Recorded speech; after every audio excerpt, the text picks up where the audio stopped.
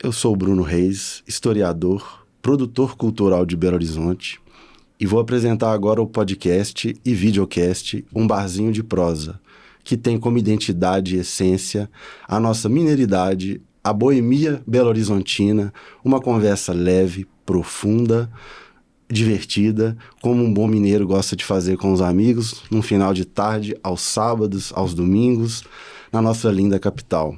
Quero agradecer aos patrocinadores e parceiros do programa. Agradeço imensamente ao Azeite Veroli, um azeite de extrema qualidade, produzido no sul de Minas, na Serra da Mantiqueira, idealizado por mulheres. Muito obrigado por fazer parte do projeto Um Barzinho de Prosa, nos oferecendo esse produto maravilhoso. Quero agradecer à vinícola Casa Geraldo por patrocinar esse programa, Um Barzinho de Prosa, para falar da nossa mineridade e da nossa cultura, dos nossos produtos. Obrigado. Agradeço a Provençal por suas geleias maravilhosas, pela grande chefe Bárbara, que faz esse trabalho lindo. Muito obrigado por fazer parte de Um Barzinho de Prosa. Agradeço ao Mel Santa Bárbara por fazer parte desse projeto, pelo respeito com as abelhas, por produzir mel orgânico, pelos prêmios recebidos e pelo reconhecimento dessa família que faz um trabalho doce como mel. Agradeço a Ribeiro Fiorentini, são queijos de Governador Valadares, queijo, história e família, uma tradição que começa com Isabela e Wagner. Muito obrigado por acreditarem no projeto e fazerem parte de Um Barzinho de Prosa. Agradeço ao grupo Amazing Foods por fazer parte desse programa, Um Barzinho de Prosa, por ser um dos nossos patrocinadores e também nos proporcionar uma experiência incrível de mineridade com o pão de queijo de costela e o pão de alho de costela. Valeu! E assim, inicio hoje com um convidado especial, o grande chefe Henrique Gilberto, chefe empreendedor, grande empresário, chefe do Cozinha Tupis, tem vários empreendimentos, o Forno da Saudade, Juramento, Cervejaria Viela e... É isso aí. Tem mais algum? Não, por enquanto não. Então, começamos então agradecendo a presença do Henrique Gilberto. Um brinde. Obrigado, Bruno. Obrigado aí por me receber. Vamos bater essa prosa, né? Sim, vamos lá. Gostaria de começar pela aquela frase que o mineiro é um bom hospitaleiro, e eu quis montar toda essa hospitalidade aqui. Não sou um chefe, gosto de cozinhar, mas queria que o Henrique Gilberto me falasse o que é ser mineiro, para começar, e de Belo Horizonte. Eu acho que isso que você falou, né, do mineiro ser um povo hospitaleiro, né? Isso diz bastante sobre a nossa história, né? Por que o mineiro é hospitaleiro, né? Nós estamos no centro do país, e exatamente para ir de norte a sul ou de leste a oeste, né? E em todas as transversais, você tem que passar por Minas Gerais. E por isso que a gente tem a maior malha viária. E isso é desde sempre, desde que se subiu o Vale do Paraíba para poder desbravar, né, através dos bandeirantes, o nosso país. Esse caminho foi Minas Gerais. E isso é a história do restaurante em si, né? O restaurante, ele é criado, né? O modelo de restaurante, ele vem para restaurar as pessoas, ele vem exatamente para poder receber e acolher viajantes, né? Essa é a história da criação dos restaurantes pelo mundo. E isso é a história do nosso estado, né? O nosso estado sempre acolheu os viajantes que passaram pelas nossas terras, né? De um lado para o outro. A gente pode entender que Vila Rica, né? A antiga Vila Rica, que agora é Ouro Preto, né? Foi uma das cidades mais densas do mundo, 300 anos atrás, 200 anos atrás. Exatamente porque as pessoas vinham para esse estado entendendo que aqui era um lugar de riquezas, um lugar de todos os minerais valiosos que a gente ainda tem, mas que vão cada vez ficando mais escassos. Mas essa é a história, querendo ou não, do nosso estado. E muita gente passou por aqui. Então, acho que o povo, ao longo do tempo, percebeu que era necessário ter esse acolhimento e isso forjou o nosso povo a ter isso culturalmente enraizado nas nossas origens, né? Então, acho que quando a gente fala que o mineiro é um povo hospitaleiro, é incontestável, né? É um povo que acolhe muito bem, é um povo que sabe prosear, sabe conversar, sabe botar uma conversa pro alto, né? Eu acho que talvez a falta do mar, a gente acaba precisando molhar a palavra e bater um papo. Molhar a palavra, É isso aí. interessante. E eu acho que também toda essa densidade e troca que a gente teve no estado é o que também nos deixou rico de cultura, de sabedoria e de produção, né, agropecuária em geral. A gente tem muito queijo, a gente tem uma agricultura muito vasta, né? A gente é um país, é um país, né? Um Vamos país. falar, Minas é um é ato falho, mas é o nosso país, Minas Gerais. Mas é um estado que não trabalha tantas commodities, né? A gente tem uma grande commodity no estado, que é o café, né? Nós somos os maiores produtores de café do mundo. Minas Gerais sozinho produz uma parte massiva de café, né? Da parte mundial de café. Tanto que a gente recebe o evento mais importante do país, né? Que está acontecendo essa semana, Isso. que é a Semana Internacional do Café. Mas a gente tem no estado, por cultura, horta, né?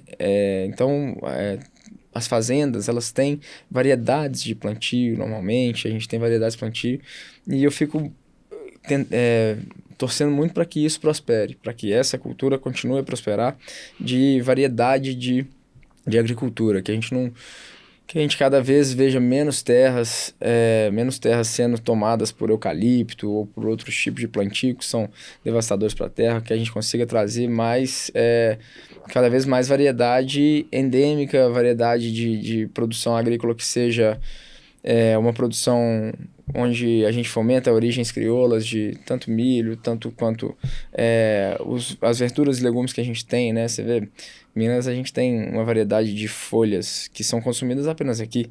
Maria-Gondó, taioba, folha de mostarda, tudo isso está muito dentro da alimentação do mineiro, do belo-horizontino, e é muito diferente do resto do país, que a maioria dos lugares só come couve, né? Assim, tem como a sua verdura só couve. A gente tem hortaliças de todos os tipos aqui, almeirão cantalona, almeirão, escarola, enfim, a gente tem vários tipos de cebola que são consumidos, a gente consegue encontrar isso nos mercados. Então, acho que isso forjou a nossa cultura e isso forjou também a cultura do Belo Horizontino, né? Uma cidade que foi formada através dos mercados, né?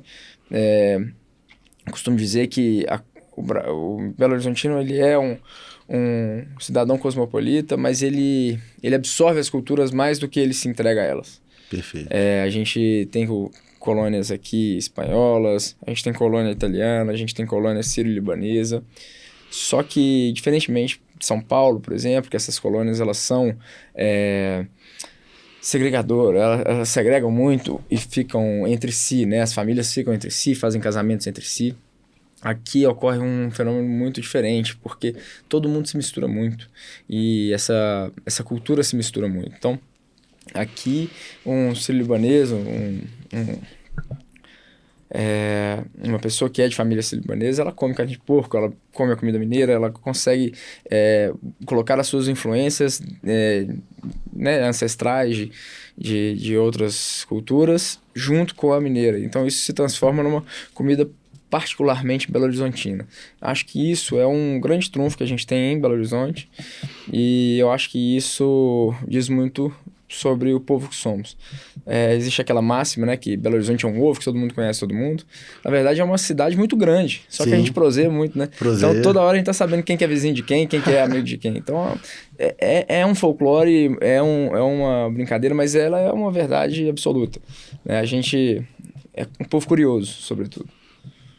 Minas pode ser chamada de terra do cuidado, do carinho, quando você fala dos bandeirantes, né? E eles chegaram aqui e eles foram abrindo roças, as roças para poderem se alimentar. As comitivas, ia uma comitiva na frente, plantava mandioca com a ajuda ali dos índios, plantava milho, a comitiva que chegava já tinha o alimento. Então, eu entendo... Isso é a tradução da colonização, né? Querendo ou não, colonizar é é plantar na terra, né? Plantar numa nova terra. Plantar na terra.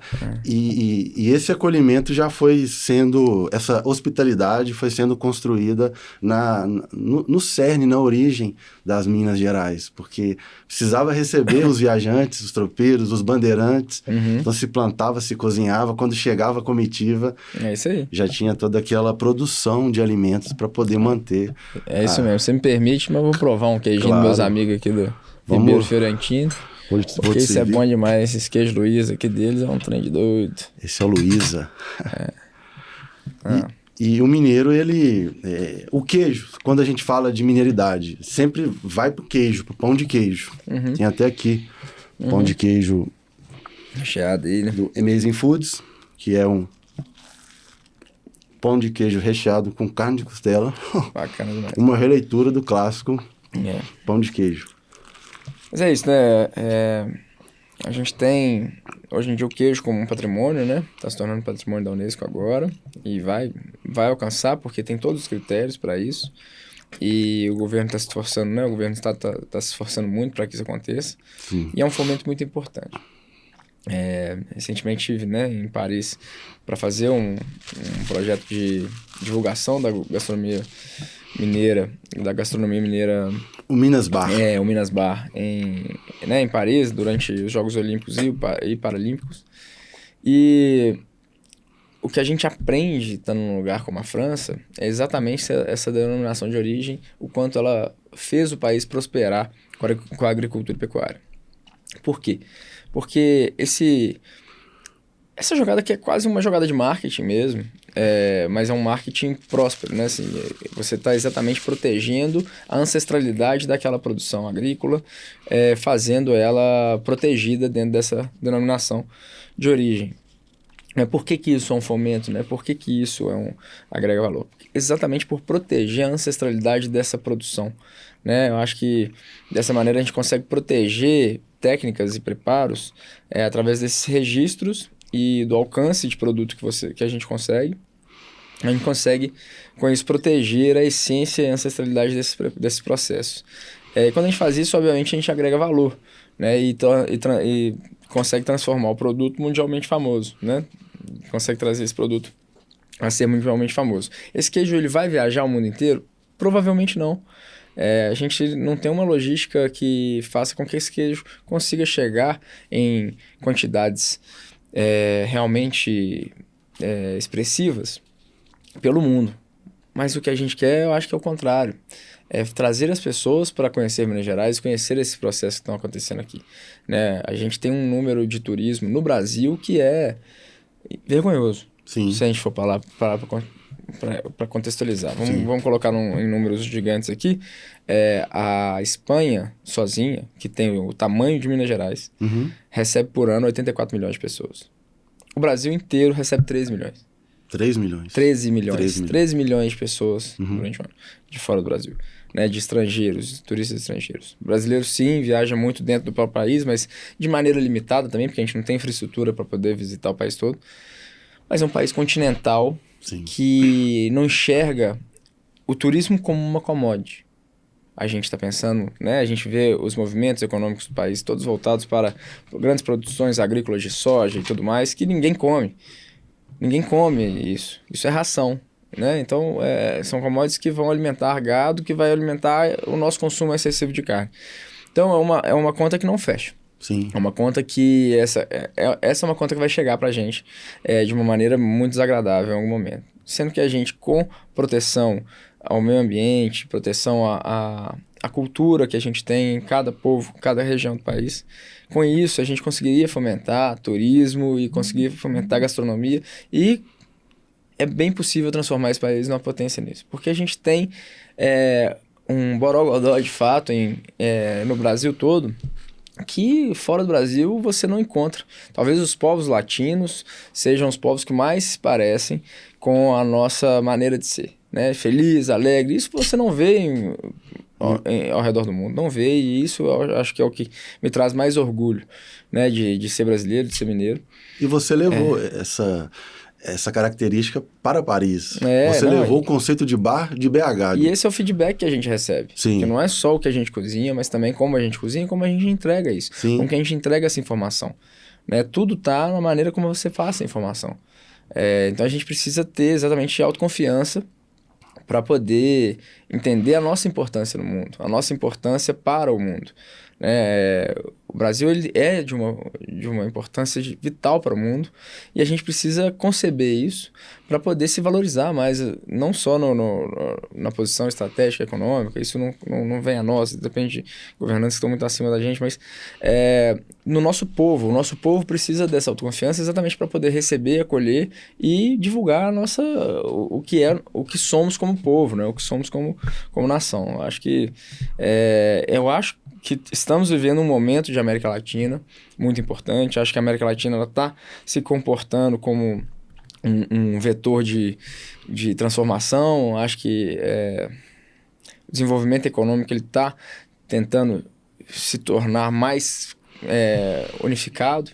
Eu acho que isso é muito positivo para a nossa reação, né, em relação ao mundo, em relação de prosperidade mesmo. Porque não porque somos países jovens e que somos o sul do mundo que a gente precisa exatamente viver nas regras que são dos imperialistas, né? Do resto do mundo que, enfim, sobrepõe todo o peso econômico em cima da gente. Né? Verdade. E como foi a recepção dos parisienses, dos atletas? Foi muito legal, acho que até os foram brasileiros momentos que diferentes, lá. Né? Muitos torcedores, muitos brasileiros espalhados pela Europa foram lá visitar e se aproximar novamente da nossa cultura. Tava tão calor que parecia que a gente estava no Brasil. E, enfim, a gente estava conseguindo receber lá em 6 línguas diferentes, né? 6 idiomas diferentes. Então, conseguimos falar, obviamente, português, inglês, em espanhol, italiano, em alemão, em francês. Então, a gente conseguiu receber a turma de toda a parte do mundo e eu citei a língua porque isso é um jeito de ser, isso é parte de hospitalidade. Sim. É receber a pessoa na língua dela, isso já é um ato de hospitalidade, que o francês não tem. Não tem. Entende? O nosso esforço para receber gente do mundo inteiro, tentando falar, que seja na Bahia, falando meu king, e por aí vai, essa brincadeira toda que o brasileiro tem de deixar a pessoa e desarmar a pessoa para ela se sentir à vontade. Isso é parte da nossa hospitalidade, eu acho que isso encantou muito. Então a gente recebeu muita gente de várias partes do mundo e celebramos, sabe? Assim, demos cachaça, demos queijo, demos comida boa, torresmo. Pão de queijo. Pão de queijo. E isso trouxe muita felicidade. Isso foi uma coisa única em todas as casas. Sim. Né? As outras delegações, elas tinham as casas também, Casa Holanda, Casa França, Casa Coreia, Colômbia. Desculpa. E ao mesmo tempo, todo mundo comentava que na Casa Brasil tinha esse Minas Bar, que tinha esse lugar, que era demais, que estavam dando comida, mas que era uma comida incrível e que estava sendo fantástico. Então a gente recebeu muita gente durante os dias, falando, não, meu amigo da Alemanha me falou que tem um negócio aqui muito legal, meu amigo da Dinamarca passou aqui, da Eslovênia. Então virou um assunto no Parque das Nações, né, que era onde a gente estava sediando a Casa Brasil. Então acho que foi uma experiência... Mostrou um outro Brasil. Um Brasil confiante, sabe? Um Brasil que tem orgulho de ser. Sim. Isso me emocionou muito, assim, desse projeto. Legal o conceito. Mostra Minas Gerais para o resto do mundo. Isso aí. Quando se vê Brasil lá fora, primeiro lugar, Rio de Janeiro, São Paulo. Aí agora a gente mostra uma mineiridade, um jeito de ser. Hospitaleiro, com uma alta gastronomia. Isso aí. E... assim, eu acho que é uma curiosidade de todos nós entender um pouco como se constrói um chefe, como é que foi os primeiros passos. Eu li na sua biografia que você começou com o Flávio Chapuri. Na verdade com a mãe dele, Flavinho nem estava ainda no restaurante. Que legal. Né? Dona Nelsa me recebeu muito bem, era o restaurante mais perto que tinha da minha casa, meus pais ainda moram lá. Sim. Ali no bairro Braunas, né, onde está o Chapuri também. E eu já, de uma família de cozinheiros amadores ali, pedi para fazer uma experiência lá aos fins de semana, lavar prato, lavar cozinha, ajudar a cortar. Partiu de você o desejo? Partiu, meu pai pediu lá, né, na época o Anderson trabalhava e, enfim, pediram para me dar um espaço e receberam muito bem. E tratando, obviamente, como, né, um passatempo, mas eu acho que, assim, ali eu já comecei a entender a seriedade e a responsabilidade que é necessário ter dentro da cozinha. E lá é um lugar muito sério, né? Apesar de muito extrovertido, é uma cozinha referência nacional em termos de produtividade. É extrovertido lá? O Chapuri é um lugar que acolhe com muita leveza, né? Se você vê, enfim, desde a recepção na porta até os violeiros, vai ser sempre uma referência à nossa cidade. E para mim, eu tenho muito orgulho de ter passado lá. Foi um super pouco tempo, foi exatamente para conseguir convencer, né, minha família que era esse caminho que eu queria seguir. E aí, de então, a partir daí, fui para Barbacena, né? Fazer o Hotel Grogotó, o curso do Hotel Grogotó, do Senac, que foi muito bom, foi muito rico para mim, exatamente pela diferença social que todo mundo tinha, assim, né, de pessoas de várias camadas da sociedade estavam ali compartilhando uma cozinha e aprendizado. E isso foi muito enriquecedor, porque era todo mundo no mesmo lugar e todo mundo tendo que colaborar. Você ali aprendia a ser uma equipe já e...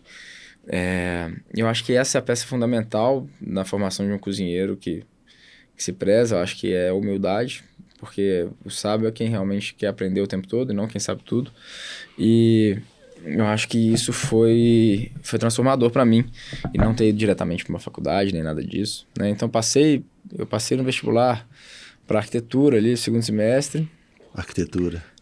E passei pro segundo semestre, fiquei com 6 meses ali, fui para Barbacena e nunca mais voltei para arquitetura para nada. Já fiquei como cozinheiro, dali fui trabalhar no Festival Tiradentes e conheci a minha primeira chefe, que foi a Flávia Quaresma, que me recebeu, e fiquei 2 anos e meio no restaurante dela. Saí de lá como subchefe, muito novo, saí de lá com 21 anos de idade. E aí tive, né, o reality show lá que eu ganhei em 2008, que foi de cozinha, né, que foi muito bom para eu poder alcançar, né, um dinheiro que eu não tinha para poder ir estudar fora do Brasil, né? Então eu tive isso, fui para São Paulo depois, chamado pelo Alex Atala para poder ficar um tempo lá, porque eu tinha sofrido uma perda de família, estava meio desanimado pós esse programa, e foi muito bom, porque aí ele me encaminhou para a Itália depois, né? Eu fui trabalhar com o Massimo Bottura, que é um cara que já ganhou... Foi um paizão. Foi. A Flávia, sobretudo, foi a grande pessoa, assim, da minha vida. Uhum. E foi ela que me recomendou para o Alex na época. Eles tinham um programa de televisão juntos, o Mesa para Dois, né? Sim. E aí, foi a época que ela falou: Alex, o Henrique tá precisando, tá num momento... Delicado de se apaixonar novamente pela cozinha e tudo mais. E ele me acolheu muito bem e me alavancou para a Europa, onde eu fui muito bem recebido por causa do protagonismo dele, né?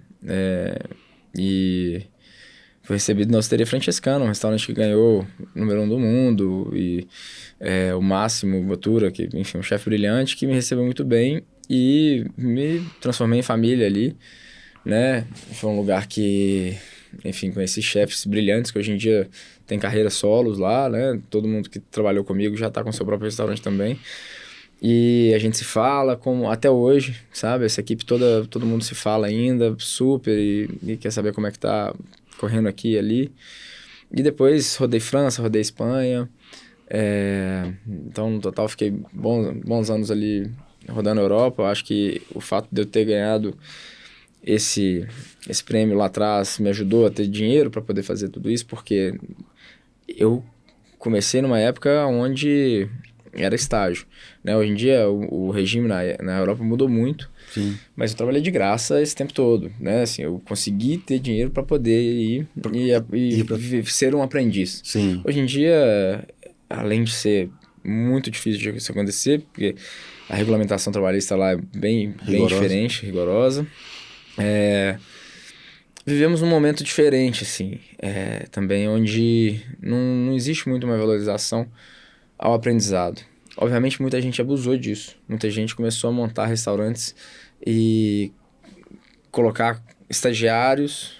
Eu vou encher minha equipe de estagiários. Não pagava. E não pagava ninguém. E começaram a fazer restaurantes baseados nessa mão de obra não paga. Aí fica fácil montar uma rede. Isso não ficou sustentável, né? Mas quando eu fui de aprendiz, quando eu falo isso, não eram equipes de 12, 13 estagiários. Era eu e mais um estagiários ali até conseguir ganhar um dinheiro. E aí a gente era contratado e tal, e ganhava um troco ali, mas que sempre foi pouco, né? Mas isso era formação, né? Isso é um privilégio que eu tive, de poder fazer isso, né? De ter condição econômica para poder fazer isso, não é todo mundo que tem de fato. Mas o segredo é o mesmo, assim. Não se começa nenhuma cozinha no ponto alto da cozinha. Infelizmente, esse é um retrato triste que a rede social trouxe, né? E a hiperexposição da gastronomia trouxe. Porque a gente tem cada vez menos pessoas com fibra moral forte para poder ter aderência no restaurante, né? A gente vê cada vez mais as pessoas deslumbradas em já serem protagonistas de alguma coisa na gastronomia. Sendo que o protagonismo, ele diz muito pouco numa cena como a nossa, né? Talvez seja dos setores mais desafiadores que a gente tem no mercado livre, assim, né? No comércio livre. Porque a gente, basicamente, não faz venda virtual, tudo bem, tem iFood, tem todas essas apps de entrega, mas eu não acho que eu estou no setor de alimentação. Eu não acho que eu estou na indústria de alimentos. Eu não me vejo nesse lugar. Sim. Eu me vejo na indústria de alimentação e hospitalidade. E hospitalidade não se vende pelo Sim. aplicativo. Você não consegue transferir a hospitalidade como produto num aplicativo. Então, o meu negócio é restaurante. A gente entrega no Forno da Saudade e tudo mais, mas é outro bicho, é outro negócio. Sim. O nosso negócio não é simplesmente servir comida. É servir uma noite, é um momento. É uma experiência. É uma experiência, a palavra experiência Já está ficou meio batida? deturpada, mas a gente tem que entender que é um momento da pessoa, que ela está ali gastando um dinheiro alto para poder estar ali no meu restaurante, então eu não posso decepcioná-la. Sim. Então, desde o momento que eu recebo ela, eu tenho que estar apto a deixar ela confortável nesse lugar. Tudo isso é o preço que ela paga no cardápio. Cada vez isso está se tornando mais caro para a gente, porque, enfim, a gente vive inflações malucas e tudo mais. Mas, tirando essa parte, a gente precisa entender que é um setor super difícil de prosperar.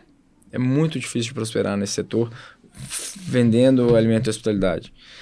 Então, o protagonismo, ele não pode ser o objetivo final de um jovem cozinheiro. Sim. Ele precisa aprender a como ter um restaurante e controlar esse restaurante. Porque um restaurante, ele é um negócio que se torna um elefante selvagem em muito pouco tempo. Porque são custos diários que só aumentam se você não tem controle. Então, os custos eles vão vir de contratação, demissão, eles vão vir de compra equivocada, eles vão vir num porcionamento errado, porque você vai estar jogando parte da matéria-prima fora. Sim. E cada corte que você faz no seu produto é dinheiro sendo jogado fora. Então, se você não tiver precisão para poder controlar esses ativos, esses passivos, você acaba por não ter margem nenhuma. E no final das contas, a gente precisa botar dinheiro em casa. A gente precisa ter faturamento que nos dê lucro. Sim. Então, não existe nada, não existe encantamento, não existe protagonismo que paga essa conta. O que paga a conta, felicidade de cozinheiro, é salão cheio e prato vazio. Perfeito. Tem que ser isso. Eu acho muito difícil fundamentar isso para essa geração atual de cozinheiros. Uhum. Tem sido vendida uma ideia de cozinheiro que ela não é próspera. Ela não é Seria um cozinheiro sustentável. mais pop, mais ele do que o negócio.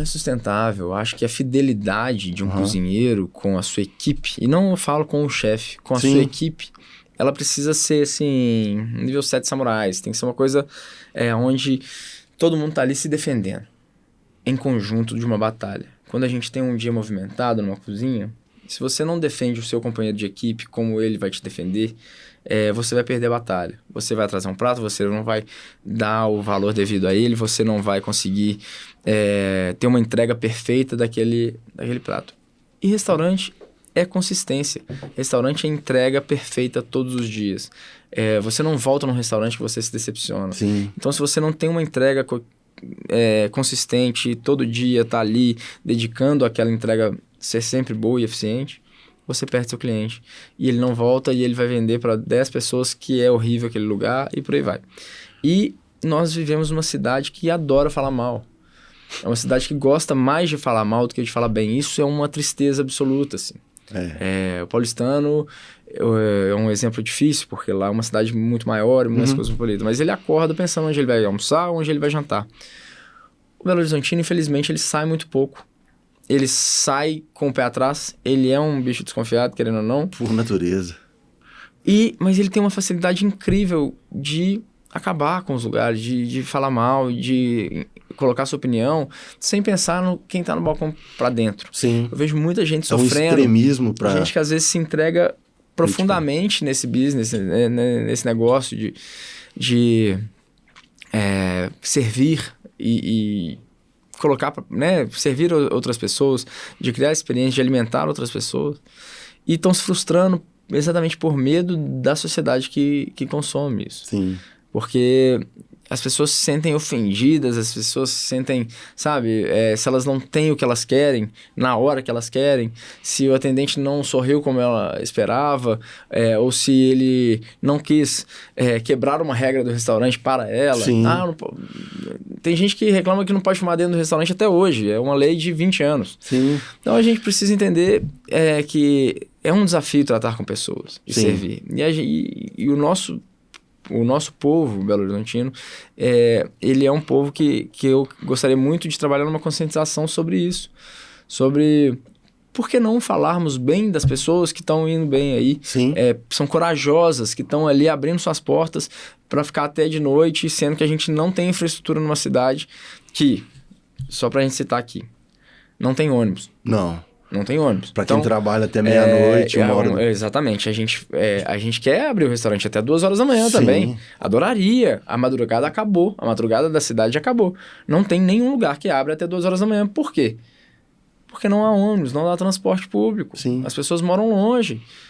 Não tem ônibus nem de hora em hora, é mais do que isso. Né? A gente não tem... aí o funcionário tá pegando Uber de moto para poder correr risco de vida e cair, entendeu? Sim. Quantos funcionários meus já caíram de moto vindo trabalhar? Sim. Isso é muito inaceitável. Uma cidade já não tem metrô. Então... é uma cidade que tem se tornado violenta exatamente porque está vazia, porque o movimento é que traz vida.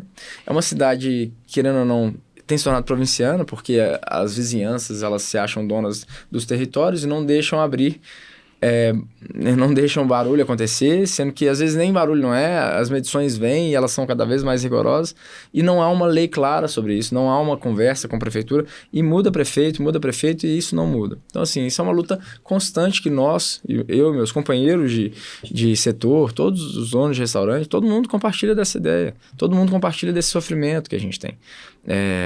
As pessoas, elas...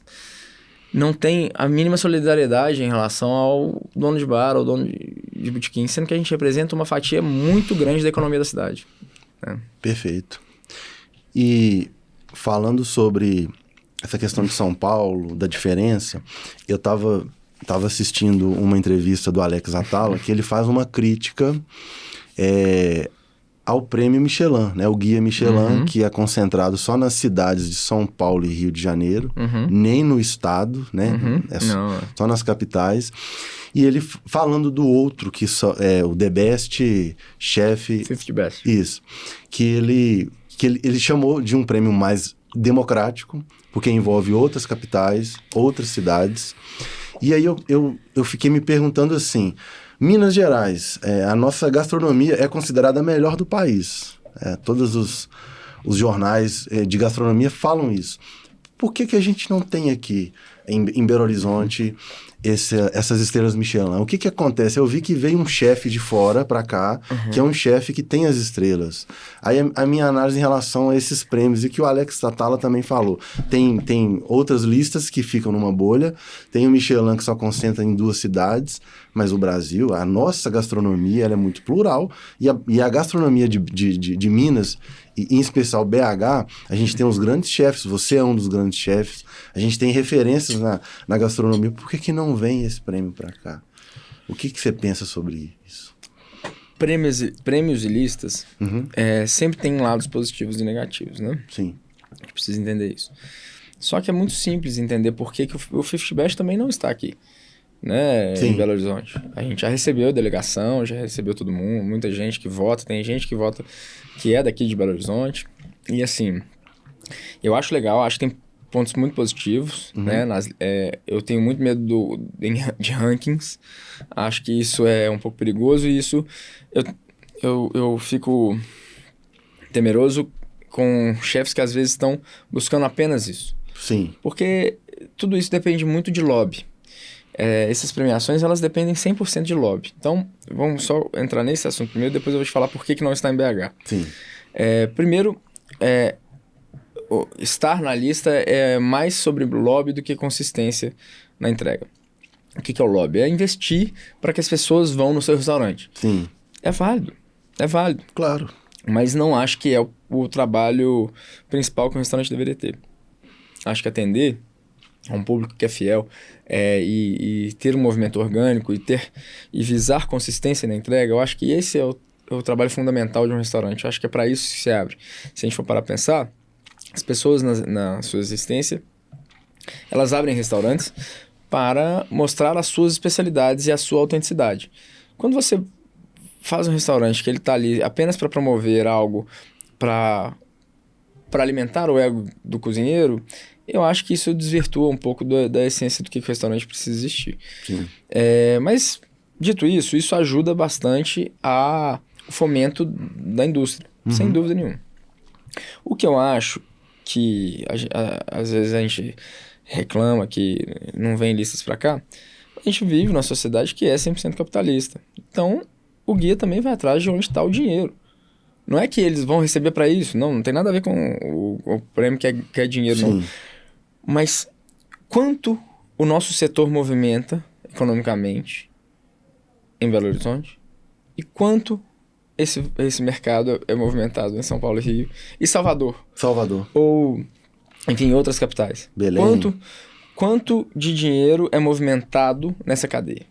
Entendeu? Essa cadeia, ela está movimentando um dinheiro que vale. O jornalista está aqui, por exemplo. O jornalista está aqui sempre. Os jornalistas gastronômicos estarem aqui sempre. Nós temos jornalistas brilhantes aqui em Belo Horizonte. Nós temos algumas jornalistas incríveis, jornalistas, homens, mulheres, que a gente tem aqui. Lorena Martins é uma a gente tem Lorena, tem Celina Aquino, tem o Eduardo Girão, que não escreve muito mais sobre gastronomia, mas escreve maravilhosamente sobre queijo. Tem o Nenel. Enfim, a gente tem Nenel, que é um cara excelente. Sim. Entendeu? E eu converso muito com o Nenel exatamente com o medo que eu tenho de certas regras. Que e argumento muito isso com ele, que é muito legal ele mostrar os bares que são a essência da cidade, né? A gente acabou de lançar junto o Bares com Alma, né? Sim, Bares que com foi Alma. muito legal. Mas que isso não pode ser a única verdade. Sim. Existem 2 trabalhos fundamentais que eles são igualmente importantes para a gastronomia. Um é filho do outro. Né? Nós, restaurantes da nova geração, somos filhos dos restaurantes ancestrais da cidade. Né? E isso é a formação da nossa gastronomia, que é muito jovem. Quando se fala de alta gastronomia, não é a alta que é superior, mas uma alta técnica. Não, mas eu acho até que a brincadeira de baixa gastronomia dele é exatamente que, tipo, é um termo alta gastronomia talvez seja um termo muito mal colocado, né? Eu acho que... Você acha que não, existem classes. A gente não deveria chamar alta gastronomia? Por que alta? Sim. O que ela tem a mais, né? Eu acho que quando a gente qualifica dessa maneira, eu não acho que tipo ensino superior, mas os saberes tradicionais... Eu acho que assim, são cozinhas de precisão, são cozinhas de muita técnica. Não, mas assim, técnica todo lado tem, mas a gente precisa entender que é com um propósito diferente do bar. Entendeu? Quando você faz um recorte de uma experiência, talvez com ingredientes mais caros, ingredientes mais finos, refinados, isso tudo faz parte de uma pesquisa, de um trabalho, de fundamentação, tem equilíbrio de comida e tudo mais. E a simplicidade de um botequim, ela também é maravilhosa, porque o cara tá ali trabalhando com o que tem de acesso dele, mas isso não qualifica ninguém como baixo ou alto, né? E eu acho que o nome baixa gastronomia é essa piada que ele faz exatamente sobre esse termo alta gastronomia. Mas voltando ao assunto listas e prêmios, está muito inserido nisso. Belo Horizonte ainda não movimenta economicamente um valor que é relevante para essas listas. Entendi. Preto no branco. Sim. A gente não movimenta esse valor ainda. E no final das contas é isso que vale, né? Vai chegar o tempo. Vai chegar, mas isso tem muita relação com aquilo que eu comentei, do Belo Horizontino falar mais sobre gastronomia. Entender a importância disso pro dia a dia, né? O cidadão sair mais e às vezes a pessoa gasta mais dinheiro em iFood do que ela gastaria comendo no restaurante. Sim. Entendeu? Isso de ficar só em casa, não, sabe? Vamos pra rua, vamos ver gente, vamos ver os lugares, vamos escutar o garçom. Isso ajuda a cadeia inteira a se desenvolver. E quando você cria a Cozinha Tupis, você queria mostrar isso para o público, os clientes. Essa experiência do cliente ver o chefe, como eu vejo você às vezes lá no Cozinha Tupis, ver a sua equipe trabalhando. Eu falo que uma vez eu passei no Mercado Novo e tinha uma bandeja gigante, assim, uma bacia cheia de alho na água, e eu vi uma menina da sua equipe ali retirando o alho facilmente ali da casca. E eu cheguei em casa e falei, nossa, é tão fácil descascar alho. Coloquei o alho na água, deixei ali. Então, assim, você também quer mostrar uma cozinha... eu acho assim, a iniciativa do Mercado Novo e eu ter me encantado e... Você foi um dos curadores ali, que começou o nosso com o grupo projeto. fez, né, o Mercado Novo, que se conhece agora. Sim. Né, o Mercado Novo, ele é um prédio de 60 anos. Sim. Fez 60 anos agora. Que foi construído para ser o Mercado Central da cidade. Por isso era o Mercado Novo. Onde era o Mercado Central da cidade? Exatamente onde ele está hoje. Sim. Só que era céu aberto. E a gente vivia na era do progresso, pós-Juscelino, então tudo tinha que ser muito grande. Eles resolveram pegar esse lugar, que era uma antiga garagem de bonde, para fazer um prédio que seria o maior mercado municipal da América Latina. Então, essa mania de grandeza que a gente vivia no Brasil na época do Maracanã, da Ponte de Niterói e tudo mais. Então, os vendedores, né, os comerciantes do mercado central se negaram a ir para esse mercado e compraram o próprio terreno e construíram o próprio prédio. Eles construíram o mercado central com as próprias pernas. Com esse abandono deles, a construtora quebrou e o prédio ficou inacabado. E o andar térreo foi ocupado por uma central de distribuição, inclusive de hortifruti, que alimenta o mercado central também. Sim. E na parte de cima, muito por alguns ofícios que perderam espaço no comércio de rua. Então, gráfica, serigrafia e tipografia, conserto de máquina de lavar, conserto de ferro de passar, tudo isso ficou naquele primeiro piso, né? Sim. Tem o térreo e o primeiro piso. E os dois outros andares ficaram abandonados, muito pela gestão do condomínio, que também é muito, enfim, papo pra outra hora, mas que ninguém tinha confiança de fazer nada ali. Não havia credibilidade para fazer nada. Somos muito doidos, né? Nós somos muito doidos, e aí a gente falou, não, vamos lá, vamos ver o que dá pra fazer. Me juntei ao grupo Viela ali para que a gente pudesse entender a vocação daquele mercado. E a gente só entendeu que aquele mercado não deveria ter deixado de ser. Sim. A gente buscou ali, esteticamente e também conceitualmente, um jeito de colocar as lojas que permitisse a gente uma viagem no tempo. O que seria desse prédio se ele nunca tivesse deixado de ser um mercado, algo assim. Isso é bonito de ouvir. Então a gente se baseou no que a gente tem no centro ali ao redor. Então a gente buscou um tipo de comércio específico. Então a Cozinha Tupis ela nasceu vendendo só comida e a distribuidora Goitacazes só bebida. Exatamente para influenciar os outros comerciantes dentro dessa curadoria, a terem comércios específicos. Para que isso? Invenção de moda? Não, é para que a experiência fosse complementar. Come comigo, bebe ali, come sobremesa ali, toma café ali, compra um quadro na galeria de arte, por aí vai.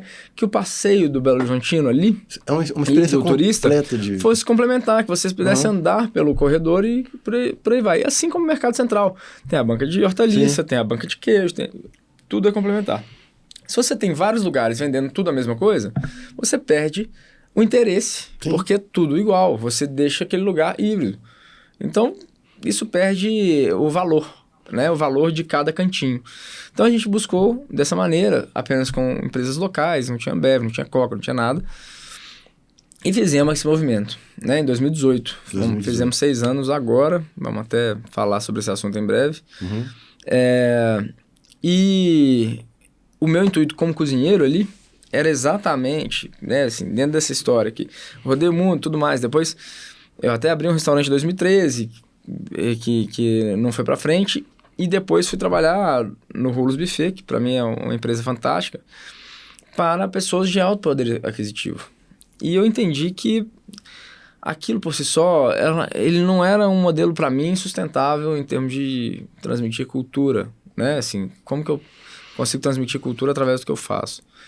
E eu quis ir para o mercado novo exatamente para vender comida que desse para todo mundo entender a diferença técnica de um cozinheiro estar ali. E não deixar isso restrito a quem tinha dinheiro apenas. Sim. Então, eu acho que hoje em dia a gente pratica num preço que eu acho que é moderado, mas que não consegue mais ser aquele preço que a gente abriu. Era um preço bastante democrático, exatamente para que as pessoas fossem e provassem algo que elas nunca tivessem provado. Se é bom, se é ruim, elas iriam determinar. Sim. Mas o que eu provoco com a minha cozinha é a autenticidade. Eu quero estar sempre fazendo algo que vai ser a primeira vez que essa pessoa comeu ali. E além disso, algo que ela não consegue fazer em casa. É para isso que ela sai de casa. Porque a maioria dos mineiros e dos Belo Horizontinos são bons cozinheiros, por essência. Sim. Então eu preciso oferecer a eles algo que não seja um filé com risoto, que seja uma comida que eles vão se surpreender, que eu vou conseguir transmitir ali algo que eles não vão conseguir replicar em casa. Para que eles tenham interesse na minha comida, como se tem interesse em entretenimento e arte. Que aquilo ali seja um bom passatempo, que aquilo ali chame a atenção deles enquanto eles estão comendo, que eles não simplesmente nem olhem para o prato. Sim. E como. Então, eu acho que essa é a minha provocação como cozinheiro, e eu acho que essa é a busca que eu tive quando fui para a Cozinha Tupis, e eu acho que é o que a gente explora no Forno da Saudade, que não é uma pizzaria convencional, não é um forno convencional, e também com o Juramento, que tem um recorte próprio também. Assim como vários outros cozinheiros em Belo Horizonte, temos muita gente muito autêntica, muito boa. E eu acho que a criatividade ela vem exatamente do fomento. Então, eu fico esperançoso por mais fomento nessa área, por mais gente engajada na gastronomia, falando disso em qualquer canto. Legal. Vamos tomar mais um vinho? Uhum. Boa. Muito bom. Pensar e repensar o ingrediente para tentar tirar o melhor e o suprassumo dele, né? Analisar cada um dos ingredientes que eu vou servir com cuidado e pensar como o meu comensal não pensaria. Acho que surpreender, ele tá um pouco nisso. E sempre, por mais que sejam simples alguns pratos, sempre ter camadas de sabor muito permanentes, assim. Eu acho que eu faço isso muito nas minhas, né, nas oficinas que eu faço dentro da minha equipe, de criar a camada de sabor com paciência, né? Então, eu acho que eu sou muito conectado à entrega final de sabor. O que eu vou ter de sabor final nesse prato e quanto tempo ele permanece na boca. Não sei dizer de uma maneira simples o que é isso, mas eu acho que é o jeito que eu gosto de construir os cardápios, eu acho que como eu gosto de construir os pratos, eles têm que fazer sentido de maneira ancestral, ou seja, eles têm que ter conexão com a história. né? Mas ao mesmo tempo eles têm que fugir do óbvio, né? Eu acho que é mais ou menos essa construção. E foge. Eu estive semana passada com o pessoal de Cuiabá, Uhum. né?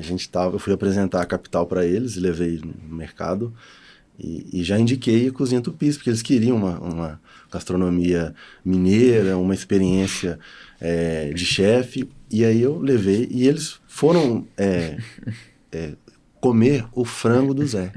Sim. E aí foi assim, uma coisa engraçada, porque quando chegou o prato, eles olharam assim, pô, mas isso não é frango, não. Isso é porque o recorte da carne tava parecendo que era um medalhão, uma coisa assim. Assim, todo mundo cada hora falava, não, isso é isso. Aí eu falei, come, gente, come primeiro. Aí eles, nossa, assim, foi uma surpresa. Que bom. Então você tá conseguindo realmente cumprir com a sua essência de chefe, que é surpreender e provocar. Esse prato exemplifica bem. A gente faz ali o frango do Zé. Por quem é o Zé, né? Uhum. Zé, talvez... Zé já faleceu, Zé Luiz. Mas ele tem um dos primeiros bares do Mercado Novo. E ele é um bar que atende os feirantes que chegam na madrugada do Mercado Novo. Então é um bar que abre às 2 da manhã. É o bar do Zé Luiz, que fica no térreo, né? E tem uma comida fabulosa. E o frango é uma memória muito forte. O frango que ele faz é uma memória muito forte que eu tenho, porque eu fui para o Mercado Novo pela feira. Eu conheci o Mercado Novo pela feira, quando eu ainda tinha a Belo Comidaria, e eu precisava de uma cenoura com rama. E aí, perguntando no Mercado Central, onde eu consigo? Não, você tem que ir no Mercado Novo, mas tem que ir cedo. Aí eu cheguei lá 9 horas da manhã, não tinha. Cheguei 8, não tinha. Cheguei 7, não tinha. Cheguei 6, não tinha. Cheguei 4, tinha. Aí eu entendi a dinâmica. 4 horas da manhã, ainda tinha, mas já estava acabando. Mas que hora que abre essa feira? 2 horas da manhã, que chegam as hortaliças e tudo mais, e foi quando eu comecei a procurar. E certa noite eu fui morrendo de fome e fui comer frango lá no meio do mercado, sem saber, e falei, o que é isso? Que comida é essa? Que coisa maravilhosa, que coisa saudável, né? Que coisa saborosa. Aquele impacto. E aquele impacto. E aí a simplicidade daquele lugar, eu falei, nossa, eu preciso abrir um negócio desse. Uma coisa que eu controlo, uma cozinha que eu tô dentro daquele domínio ali, e é isso aí. E foi assim que a gente sempre faz uma versão de frango do Zé. Essa já é a terceira versão do frango do Zé. A gente sempre tem um frango do Zé ali. Todo ano a gente põe um frango do Zé no cardápio. E esse eu acho que é o que a gente foi mais feliz, porque ele é uma representação mesmo. O Zé, o Adilson, né, e o Gilson, que são os irmãos que tocam lá.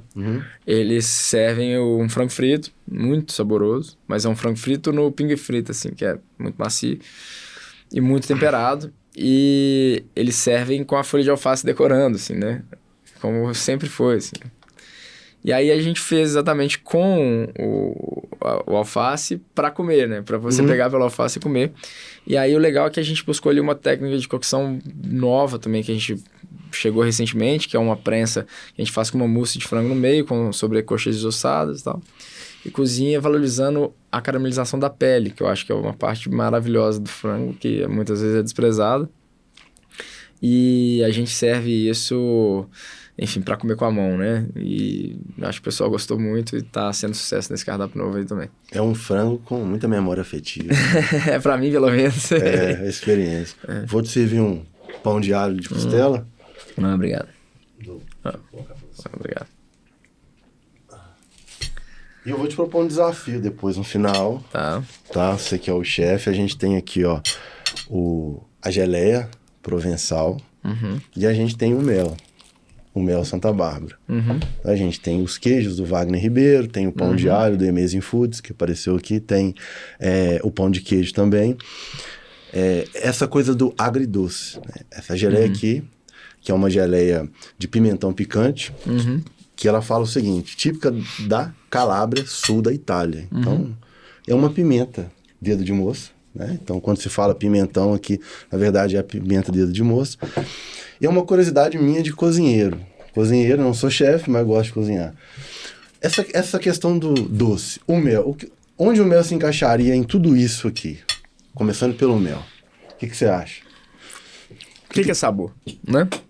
Vamos pensar. O que é sabor? Vamos pensar na essência. O que é sabor? Sabor é um estímulo cognitivo nosso que vem a partir da língua, Sim. né? Mas como? Como que a gente identifica na língua o que é doce e o que é salgado? Então, a gente tem as partes, né, da língua que são sensíveis a certos tipos de sabor. E esse é o nosso universo para explorar, como cozinheiro. Uhum. Começa por aqui, né? A gente tem olfato envolvido, mas tudo está através da língua. Então, a gente precisa saber exatamente o que a gente quer em cada momento de consumo. Para mim, todas as preparações, elas precisam conter notas doces, salgadas, azedas, ácidas e amargas, né? Essa composição equilibrada, de maneira equilibrada, ela nos gera uma satisfação completa, que ela se torna um umami na boca, né? E isso gera algo que é o prolongamento desse sabor.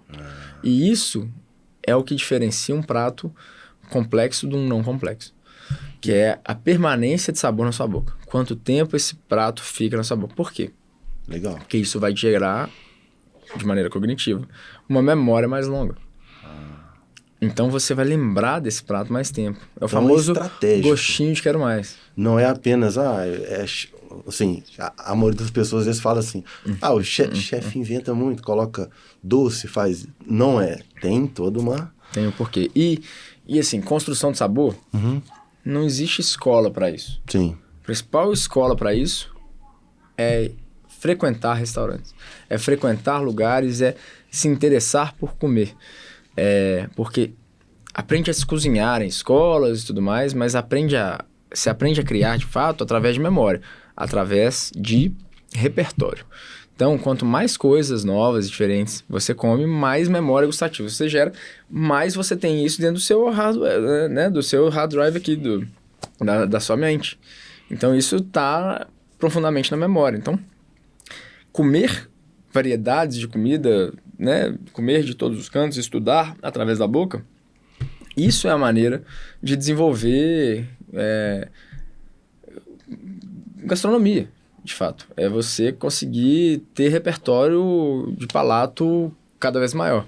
Então, a dica que eu sempre dou para todo mundo que está começando nessa área é junta um dinheirinho sempre para poder comer fora, para poder comer num lugar que você está pensando, num lugar que você é curioso, viajar para comer, porque é através desse repertório que você desenvolve que você aprende a, de fato, desenvolver uma cozinha própria, autêntica e tudo mais. Vou fazer uma arte, então, aproveitando aqui, provençal, a geleia de pimentão. Vou passar no queijo maturado, o show do Wagner e da Isabela, queijo florentino. Assim, eu quando coloco doce no sal, pra mim eu sempre vou pro queijo e goiabada. Já tá assim na minha memória afetiva. Mas aqui é diferente. Aqui é um conceito italiano. Vou te servir.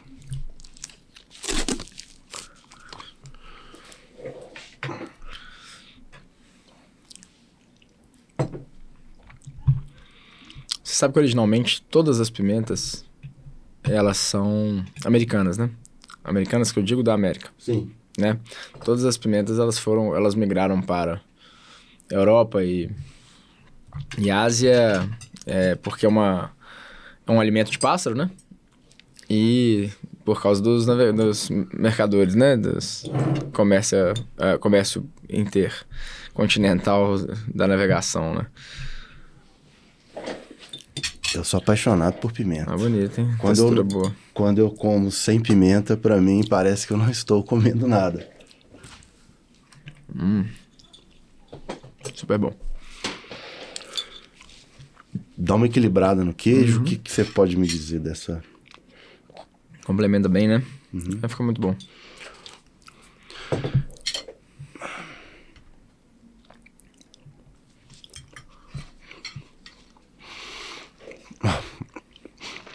Provocar fome, hein, pessoal?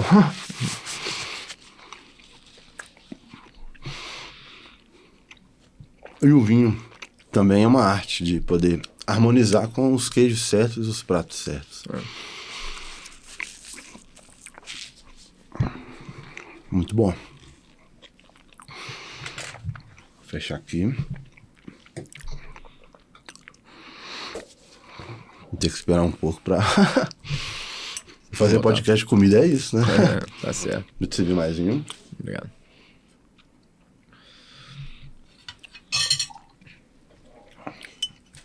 Esse relicário do Casa São Geraldo, 2 uvas, Touriga, portuguesa, e Marcella, francesa. Azeite. Existe mito sobre azeite.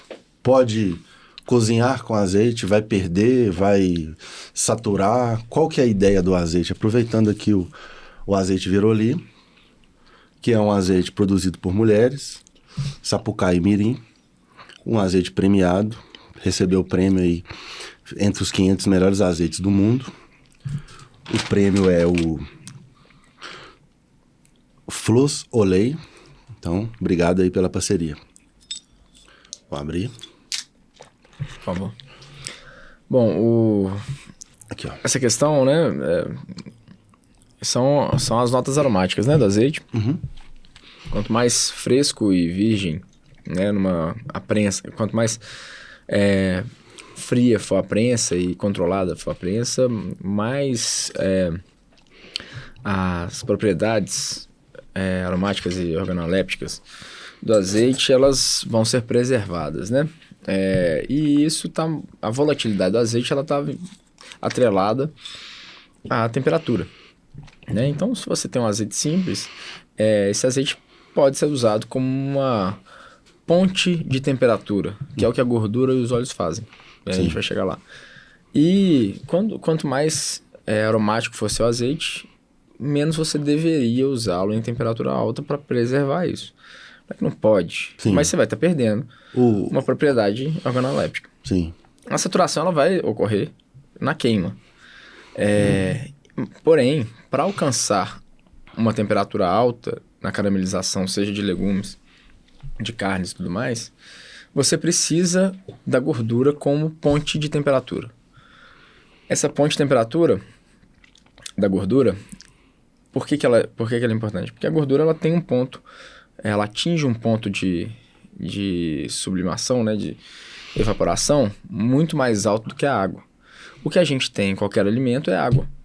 Então, a ponte de gordura, ela vai servir exatamente para poder pegar esses açúcares que estão em tudo e fazer essa reação de Maillard, que é o que a gente chama de caramelização, né? Que é essa caramelização ali que a gente chama de reação de Maillard, que é basicamente essa ponte que vai elevar a temperatura do açúcar que está ali a 180, 200, 250 graus, numa frigideira, numa grelha, onde for. Esse é o mecanismo da gordura e do óleo, né?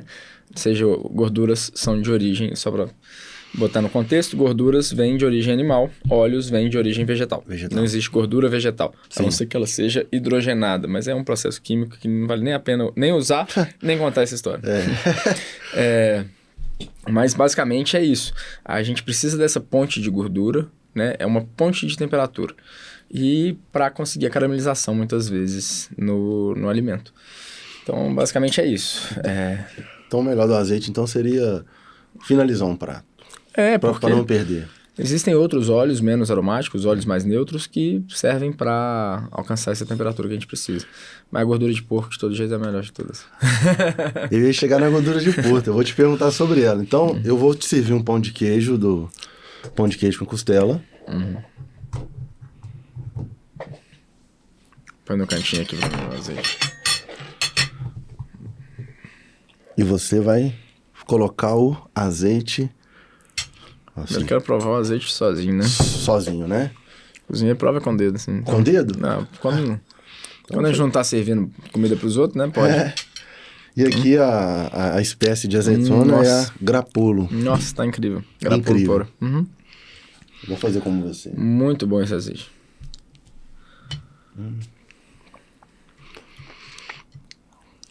Um azeite que tem história, que tem memória, que tem trabalho feminino. A produção toda do azeite é envolvida na fazenda, nos olivais. Na própria fazenda. Isso, tudo é feito lá. Eu quero ler um trecho aqui, que eu acho que faz todo sentido para a nossa mineridade, que é de um é um livro, chama Feijão, Angu e Couve. Você com certeza já leu, Eduardo Frieiro. Eduardo Frieiro, sim. E aí ele fala um pouco da nossa comida. Ele diz assim: comia-se e ainda se come, principalmente o feijão, o angu, a farinha de milho ou de mandioca, o arroz solto, o lombo de porco, a linguiça, a carne de boi seca ou verde, a galinha e como erva a couve. Depois o torresmo. O arroz rivaliza com o feijão. Enfim, a couve, feijão com angu e torresmo, farinha e couve, rasgada ou picadinha. Eis o diário de uma casa em sua forma mais simples e comum. Então, nesse livro, ele fala do que é a gastronomia mineira, na visão dele. E o que você acha sobre a nossa identidade enquanto... O que remete à gastronomia mineira? Você falou da banha. É a carne de porco? É a comida feita na banha? É a linguiça? É a couve? É o oro pro nobis? Meu avô foi responsável pela minha cozinha, pela minha família, a família da parte do meu pai, toda cozinhar. Como é que ele se aprofundou na gastronomia? Ele era médico, diretor de escola, mas ele precisava exatamente passar para os alunos sobre comportamento humano. Cultura e comportamento humano.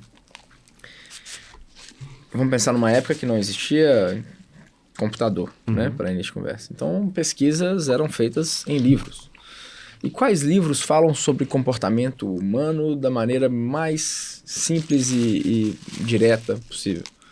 São os livros de cozinha, são os livros de culinária. Porque através da culinária você consegue entender o comportamento humano de cada região. Né? Então, o comportamento do humano está sempre descrito num livro de culinária porque os registros culinários eles são sempre vinculados a comidas de festas, comidas de cerimônias. Então, tem a comida de casamento, a comida de batizado, a comida de velório, a comida de cada um desses momentos, em cada parte do mundo. Então, o que se põe à mesa diz muito sobre o comportamento humano. Quando a gente fala de comida mineira, dessa maneira, logo se vê que é um estado sem porto, é um estado sem mar. Sim. Mas é um estado de fazendas. De fazendas. Então, basicamente, dessa maneira, a gente consegue descrever a história desse estado e o comportamento humano. Eram fazendas que precisavam alimentar muitas pessoas e que precisavam ter ali tudo que havia no quintal. Couve, farinha, porco, né? Tudo isso estava ali. Tudo isso vem do que se alcança por perto, né? Então, o comércio dessa região ele vai ser sempre voltado para o agricultor, né? O camponês, a pessoa que está ali cozinhando o que há por perto. Né? E ao longo do tempo vão se desenvolvendo novos ingredientes para isso. Aí vem ora pro nobis, aí vem Maria Gondó, aí vem o feijão verde que vem do norte de Minas, o feijão andu e por aí vai. Cada região tem essa base aí que você falou. E o porco, ele é o milho que anda. Milho que anda. É o milho que anda. Vou anotar. Porque ele é basicamente o que o agricultor tem na sua fazenda. Né? Ele planta milho e cria porco. Então ele é o milho que anda. Legal. Basicamente é isso. Ele é a base de alimentação que se tem, né? Legal. Gosto de anotar, ainda conservo as tradições de quando eu era professor de história. Que legal. Mas que legal. E aí eu queria também aproveitar sobre o mel. O que dá para fazer com o mel? Rápido, assim. De tudo um pouco, né? A gente tem um mel de aroeira, flor de aroeira, mel Santa Bárbara. O mel, a história do mel no Brasil, ela é controvérsia, né? Porque assim, nós temos várias abelhas nativas que estão sendo, né, assim, protegidas agora, mas durante muitos anos foram extintas por não serem conservadas, e essa a abelha muito produtiva, que é a abelha africana, ela veio pelos colonizadores, né? E isso destruiu muito das nossas abelhas nativas, que conseguem nos dar um tipo de mel fantástico, que é um mel de florada silvestre, né? Assim, é um mel totalmente natural, que tem outras propriedades de aroma e de sabor do que o mel industrial. Sim. Né? O mel industrial, ele é vital, né? Ele é muito importante para nossa alimentação sempre, mas ele é um mel mais estático em termos de sabor, em termos de aroma, né? Ele é muito açucarado, porque é uma abelha que produz uma intensidade de mel muito alta. E eu, particularmente, gosto muito do fomento de algumas empresas de apiárias e tudo mais, né? Que começam a convergir para uma produção artesanal de mel de abelhas nativas. Porque eu acho que isso é proteger um legado que a natureza nos deu. Sim. Né? O mel não é um direito nosso, né? O mel é uma propriedade adquirida da natureza, né? Que quem trabalha é a abelha, quem trabalha é um outro animal para poder nos dar esse produto. Então, eu acho que é um produto que a gente tem que olhar com muito carinho na parte de gastronomia, porque a rastreabilidade do mel também é uma coisa importante, né? Produtores como Santa Bárbara, que são sérios e tudo mais, mas a gente tem muito produtor que faz xarope, que mistura tudo, que tem processos, às vezes, de podas irregulares, de avanço em mata protegida para poder tirar mel. Então, assim, tem um trabalho que precisa ser aprofundado sobre mel, assim. Eu sou bem rigoroso em relação ao mel que a gente consome nas cozinhas que a gente tem também. Inclusive o mel Santa Bárbara, ele recebeu o prêmio, né? Que é o Superior Test Award. Eles ganharam. Legal. Eles estão numa lista também diferenciada. Então dá pra colocar mel no queijo? Dá em tudo. Dá? Então vou servir outro queijo agora, Peraí.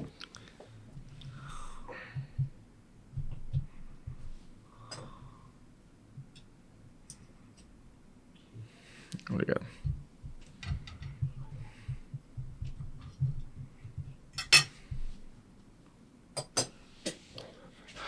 Eu tô criando agora essas misturas e que o chefe me corrija se não sai legal. Olha aqui, vou colocar um pouquinho de mel. Vamos ver.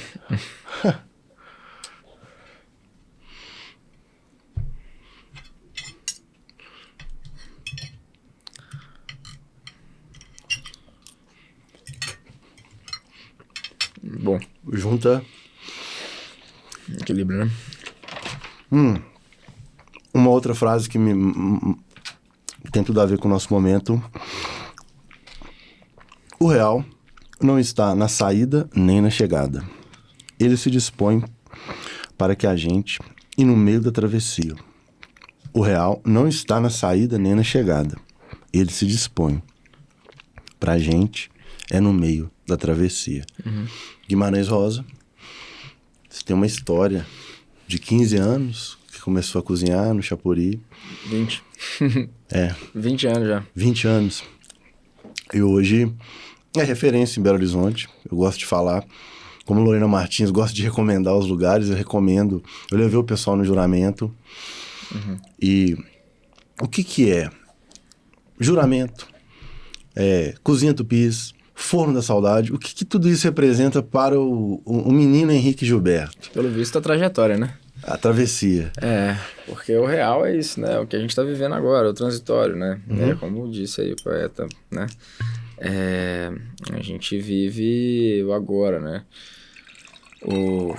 Enfim, o passado é morto, o futuro é incerto, mas o presente é uma dádiva.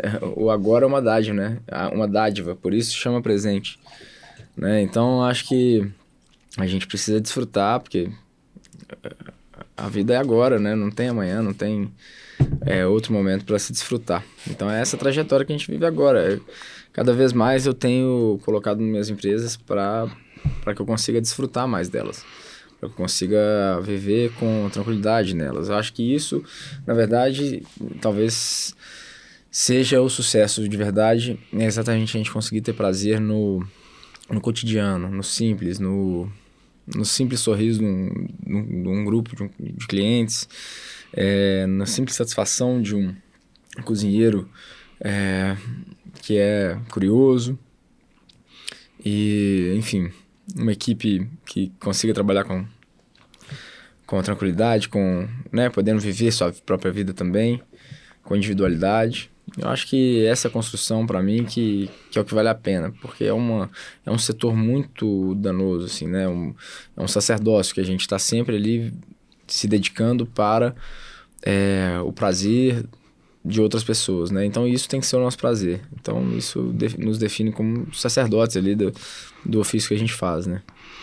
É legal você falar de sacerdócio, porque a gastronomia para você é sagrada, né? É amor, é sua arte que envolve e toca. Por isso o É meu reconhecimento. ganha-pão, né? Quando você recebe o feedback positivo e a amizade de uma pessoa que eu citei no início da gravação, a Daniela Filomeno, por exemplo, para mim referência. E ela, assim, humilde, ela... Um tempo atrás ela postou um livro, O Ego é Seu Pior Inimigo. Quando você falou de BH no início, que a galera às vezes é muito egocêntrica, de queimar. E ela, assim, uma referência na comunicação gastronômica. E ela vem, grava no Cozinha Tupis, como foi, e ela fala assim, com tanto amor do seu cardápio, o que isso gera no chefe? Porque não é um peso, né? Ela é uma estrela. Não Michelin, mas o que ela fala tem muito poder. Né? Ah, sim. A gente poder atrair pessoas que têm olhares sensíveis para o nosso trabalho, eu acho que é uma maneira muito, muito gratificante de recompensa, né? Acho que a gente poder ter consciência do que a gente está comercializando, do que a gente está vendendo, do que a gente está fazendo, eu acho que é um trunfo. Eu acho que é uma ferramenta de proteção. Eu costumo dizer que a gente tem que sempre estar trabalhando na autocrítica e na autoconfiança, constantemente. A autocrítica, ela te protege da sabotagem do ego. E a autoconfiança te protege da sabotagem, né, da depressão, da ansiedade. Né? Eu acho que um cozinheiro sem autoconfiança, ele é basicamente um fantasma. Porque a autoconfiança, ela é mais importante do que muitos processos. Por que eu estou falando isso? As pessoas, elas não pagam pela maneira que eu corto a carne, nem a maneira que eu corto meu legume, nem a maneira que eu mexo a panela. Elas estão pagando pelo meu paladar. Então, elas estão pagando pelo que eu acho bom. Então, se no meu olhar aquilo é bom, é o que elas estão é o que elas estão buscando. Então, se eu não construo dentro de mim a minha autoconfiança para poder entregar esse produto, eu estou sendo um charlatão. Sim. Eu estou sendo uma pessoa que não estou sendo verdadeira com o que eu estou vendendo.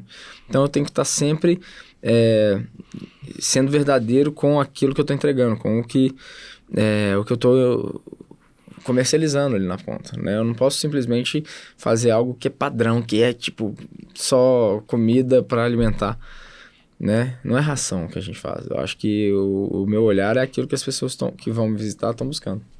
Então, eu preciso ser autoconfiante naquilo que eu estou entregando. Eu não posso ter covardia nesse momento de não achar que não tá bom. Se não tá bom, refaz e faz bem de novo. Sim. Né? E como que é esse processo criativo? Você acorda pensando, olha, acho que eu vou fazer um frango do Zé cortado assim. Não, eu acho que como assim, é que é o insight? Eu acho que é sempre imersão. Eu acho que imersão? Eu gosto de trabalhar com imersão. Com prazos já meio definidos, assim, tal mês eu quero fazer a mudança nesse prato. Então, a criação ela é transitória. A consistência é permanente. Então, são 2 trabalhos. A gente precisa estar no momento da criação, imerso para poder fazer aquilo chegar no seu ponto alto e conseguir fazer algo que é replicável. Legal. Né? Porque não adianta eu também tirar um prato mirabolante que eu consigo fazer eu sozinho, Sim. Mas ninguém mais da minha equipe consegue fazer. E não consegue ser consistente. Então eu preciso criar um cardápio que ele um prato, que ele tem que ser gostoso, ele tem que ser saboroso, mas ele tem que ser factível. Não adianta eu colocar um prato que vai demorar 4 dias para ficar pronto, ou sei lá, ou vai ter que ficar o fogão a noite inteira ligado, ou alguma coisa assim. Ou um produto que vai chegar aqui em BH sem padrão. Então eu preciso saber fazer um prato que ele além de bom, ele tem que ser factível. E ele tem que estar na sua condição melhor. Então, a partir do momento que o prato é criado, o trabalho é manter a consistência daquela entrega. E já teve um prato que ficou assim, uma criação que teve vários testes, assim? Tá. Muito. Tem muito prato que eu já demorei meses e não entrou no cardápio. Não entrou no cardápio. Não entrou no cardápio. Porque é isso, porque às vezes você faz um negócio pensando e o prato falha. E falha. E o prato falha, porque você não, às vezes você tá com o equipamento errado, ou às vezes você tá com o volume, não vai dar volume suficiente, você vai precisar de, sei lá, 2 pessoas trabalhando todo dia para dar X pratos. Aí já não compensa, entendeu? Aí você fala, não, esse eu uso em evento. E por aí vai, entendeu? A gente precisa saber dimensionar isso, né? E com o tempo que a gente consegue fazer isso. Não é de cara que você aprende essa logística de fazer. E isso eu aprendi muito no Buffet Rulos, né? Assim, eu acho que ter trabalhado em catering, né? Em buffet, me deu muito pé no chão, né? Eu acho que uma das pessoas mais competentes do nosso setor de alimentos está lá, que é o Túlio Pires, que é o dono, um cara que é totalmente empírico em tudo que faz, mas é um dos caras mais competentes que eu já trabalhei na minha vida, assim. Trabalhei com grandes chefes no mundo, os caras estrelados para tudo quanto é lado, mas esse cara, ele me deu mais lições, assim, do que eu jamais pude encontrar. Tudo empírico. Sim. Legal. Então é isso. Boa. Foi bom. Obrigado. Quero finalizar com estilo de frente com Gabi, também é uma referência. E no final ela sempre fala algumas palavras, né? E você responde o que essa palavra tem significado para você. Minas Gerais. Casa. Mineridade. Charme. Amor. Família. Boa. Um ídolo.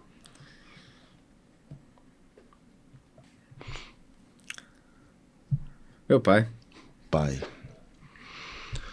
Ele ainda está entre nós? Tá. Tá, beleza. Riqueza. Riqueza. A felicidade. Felicidade. Família. Enfim, o sentido da vida. Você é pai de duas? Duas. Como chama seu pai? Eduardo. E a esposa? Minha esposa é a Bárbara, minhas filhas é a Maria Eduarda e Ana Catarina. Legal. Sonho.